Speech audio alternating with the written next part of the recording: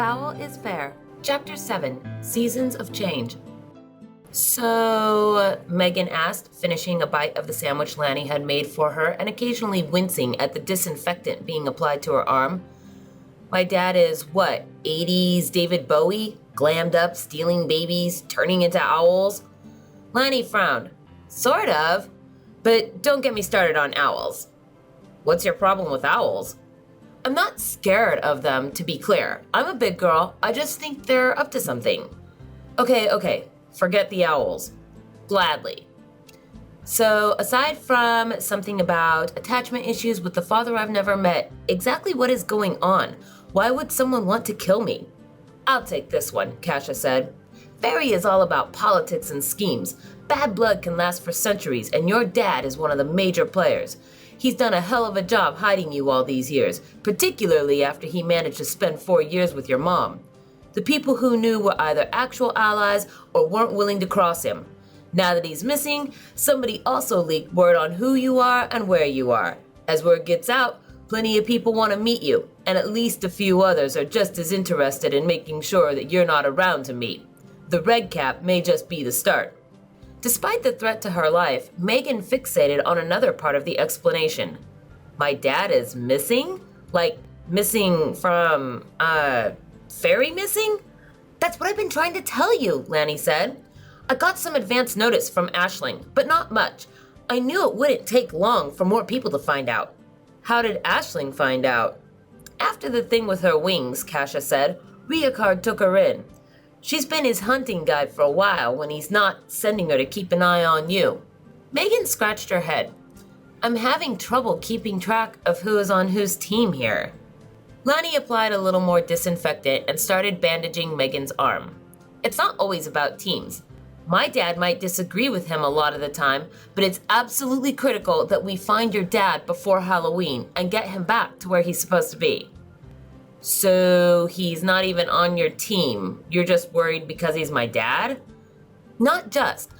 I want you in on this because it's important, and you deserve to know. But just because we're not affiliated with the Unseelie doesn't mean they're not important.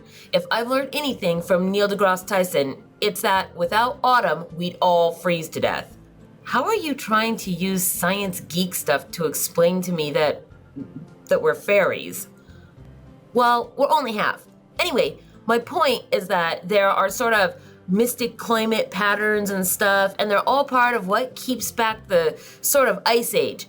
Getting your dad back is important, besides his being your dad. Okay, so one more time. Mystic climate patterns? Kasha sighed. Riakard and Orle both take turns ruling things. The Seelie Queen in mostly spring and summer, your dad from Halloween to May Day. Lots of other fairies all over the world have their own things, but any one of them can screw things up. Your dad not taking over when he's supposed to is one of those screw-ups. So what do I have to do with it?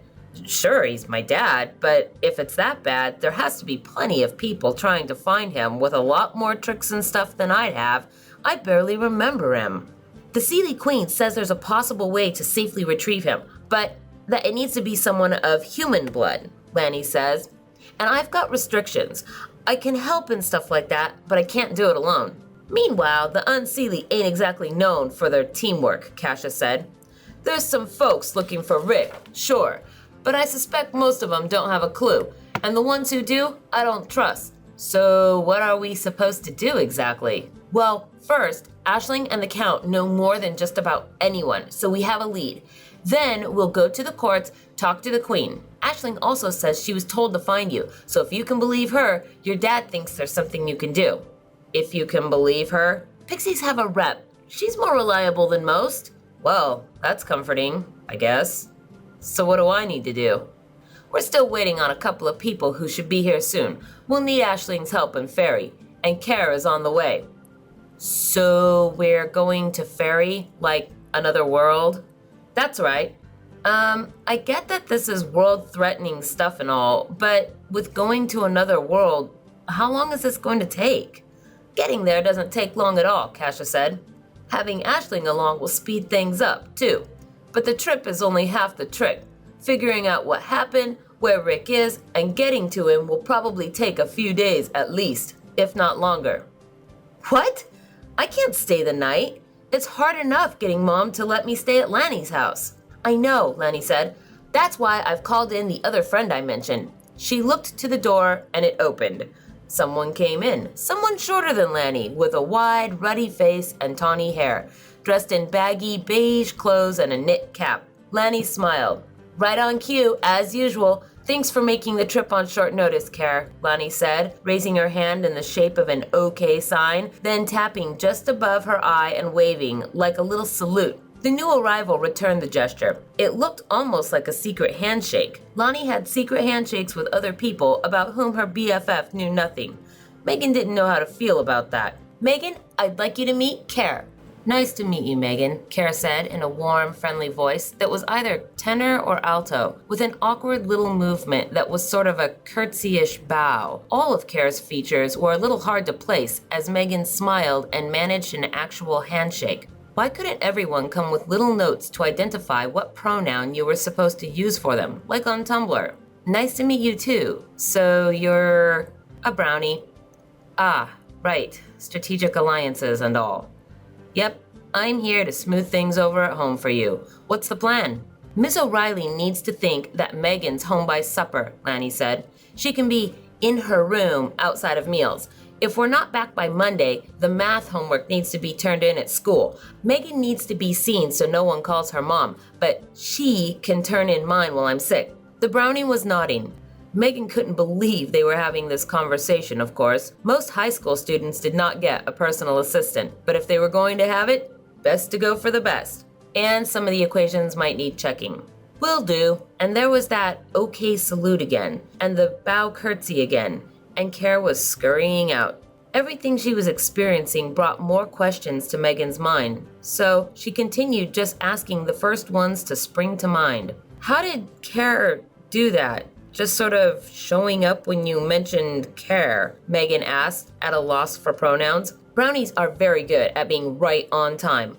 Also very good with the little household magics and a few illusions. Your mom won't notice a thing, and we'll get you back as soon as we can. Survival permitting, Kasha muttered to one of the kittens just before the one with the aviator helmet was pounced by his brother. Megan didn't like the sound of that, including the thought that there might be a lot more redcaps, or worse, where the one came from. She was interrupted from this reflection when the playful wrestling of the kittens turned into something from a nature documentary with two adult-sized leopards leaping and tussling. As Megan squeaked and dove from the sofa, she saw the light of dusk filtering in and shining on goat-like horns curving out of Kasha's thick black hair. Suddenly, moments after the world went crazy, everything returned to the way it had seemed.